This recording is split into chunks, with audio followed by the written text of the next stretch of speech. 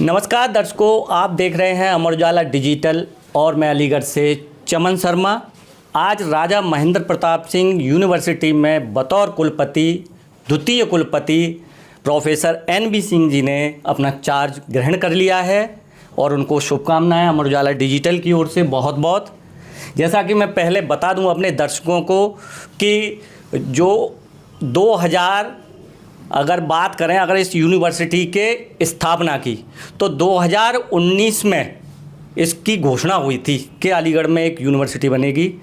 2021 में PM नरेंद्र मोदी और CM Yogi Adityanath के कर कमलों से इसकी स्थापना हुई, आधारशिला रखी गई।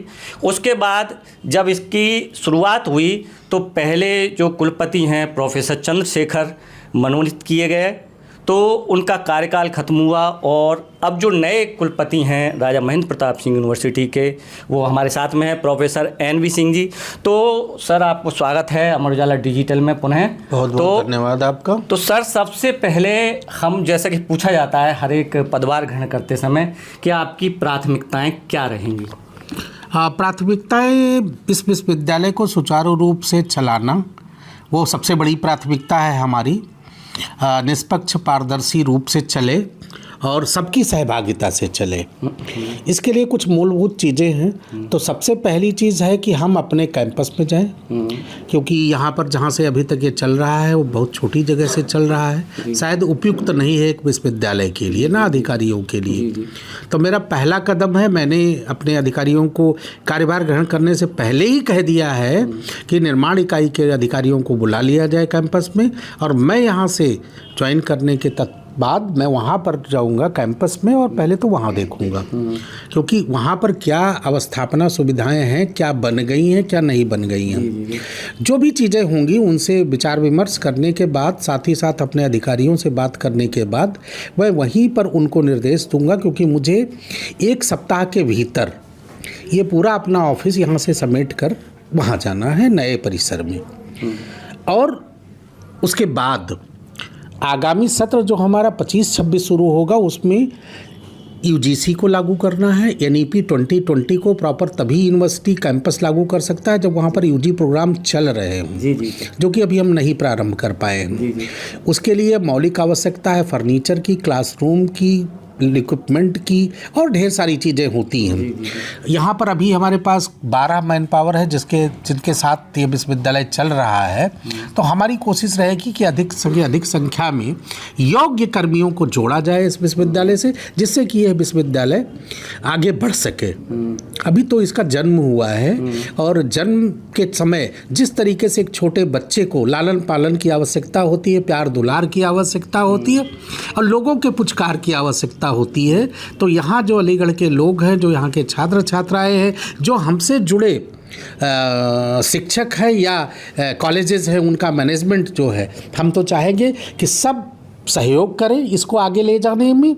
और छात्र, सबसे बड़ी चीज़ है, छात्र और छात्राएं वो प्रसन्न रहें। एक बात मैं स्पष्ट करना चाहूँगा कि छात्र छात्राओं को जो ट्रेडिशनल शिक्षा दी जाती है, मैं थोड़ा उससे अलग सोचता हूँ।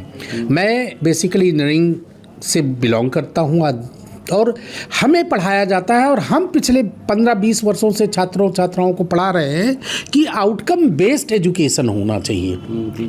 आउटकम बेस्ड एजुकेशन का मतलब ये है कि उसमें कुछ अच्छे गुण और संस्कार हों। वो जब पास आउट करे तो एक कागज़ का टुकड़ा लेकर के केवल ना जाए इस विश्वविद्यालय से, उसके अंदर अच्छे संस्कार हों, गुणवान हो, और उसके अंदर अच्छी स्किल हो, चाहे उसमें उद्यमशीलता के स्किल हों, चाहे किसी अन्य तकनीक के स्किल हों। और आज माननीय प्रधानमंत्री जी, केंद्र सरकार और राज्य सरकार ने इतनी ढेरों सारी योजनाएं शुरू करी हुई हैं, उनके अंतर्गत हम उनको फैसिलिटी देने का प्रयास करेंगे। ऑब्वियसली कुछ समय लगेगा, धीरे धीरे सनई सनई हम इसको कर पाएंगे।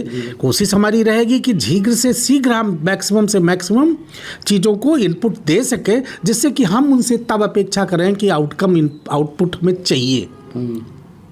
सर, एक महत्वपूर्ण सवाल कि अलीगढ़, हाथरस, एटा, कासगंज के जो स्टूडेंट हैं, जो पहले आगरा यूनिवर्सिटी से जुड़े हुए थे, तो उन्होंने परेशानियों का बहुत दंश झेला।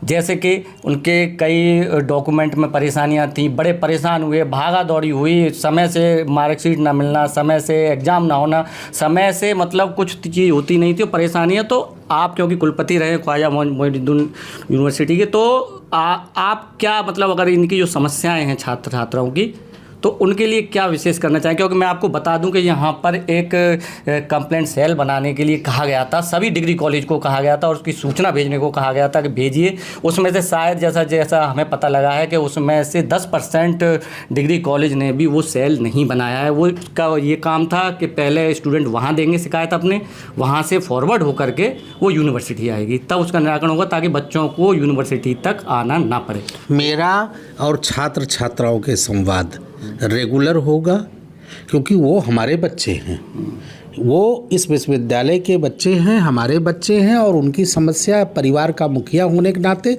सुनना मेरे लिए ज़रूरी है, और मैं सुनूंगा भी, और जहाँ तक संभव हो सकेगा नियमों के अंतर्गत उनका निराकरण करूंगा और उनका निस्तारण भी होगा। रही बात इसकी शिकायत प्रकोष्ठ की, शिकायत प्रकोष्ठ भी होगा, इंटरनल कंप्लेंट कमेटी भी होगी, सारी चीज़ें जो रेगुलेटरी अथॉरिटीज़ के हिसाब से जितनी व्यवस्थाएं होनी चाहिए वो होंगी। तो दर्शकों, आज आपने ये जाना हमारे जो राजा महेंद्र प्रताप यूनिवर्सिटी के नए वीसी हैं doctor professor NV Singh ji. उन्होंने बताया कि बस सबसे पहले जो कैंप कार्यालय है उसको कैंपस में पहुंचाना है, फिर उसके बाद वहां पर जो सेशन स्टार्ट करना है, फिर उसके बाद फिर छात्र छात्राओं से तालमेल रहेगा। जो पूरी तरीके से फोकस रहेगा वह छात्र छात्राओं पर रहेगा और यहाँ की व्यवस्थाओं पर रहेगा, छात्राओं के पठन पाठन पर रहेगा, उनके स्किल डेवलपमेंट पर, जी, उनको फैसिलिटेट करने पर, उनके लिए नौकरी व्यवसाय की व्यवस्था कराने पर,